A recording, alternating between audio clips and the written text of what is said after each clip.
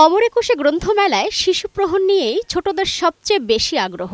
সকাল 11টা থেকে প্রথম শিশু প্রহর শুরু হয়। অভিভাবকদের হাত ধরে সোহরাওয়ার্দী উদ্যানের শিশু চত্বরে সকাল থেকেই জড়ো হয় শিশুরা। ছোট্ট সোনামণিদের পছন্দের সব আয়োজনই রয়েছে শিশু চত্বরের স্টলগুলোতে। বই ও অন্যান্য পছন্দের জিনিস খুঁজে নিতে স্টল থেকে স্টলে ছুটছে কচিকাচারা। বই মেলে এসে আমার বই দেখতে ভালো লাগে। বইয়ের কলেজ অনেক সুন্দর, রঙিন রঙিন বই।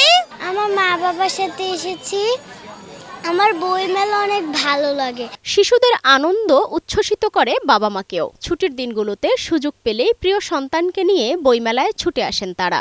আমার দুইটা বাচ্চা এই প্রোগ্রামটা প্রচন্ড পছন্দ করে।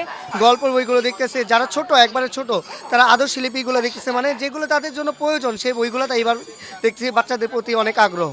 শিশু প্রহরে সবথেকে বড় আকর্ষণ সিসিমপুর। তবে আজ ছিল না ইকরি হালুমদের এই আয়োজন, তাই হতাশ হয়েছে মেলায় আসা ছোট্ট সোনামণিরা। হালুম এন্ড টুমটুকি সাথে খেলতে মেলাতে এসেছি, কিন্তু আসেনি, তাই আমরা যত স্যাড লাগছে।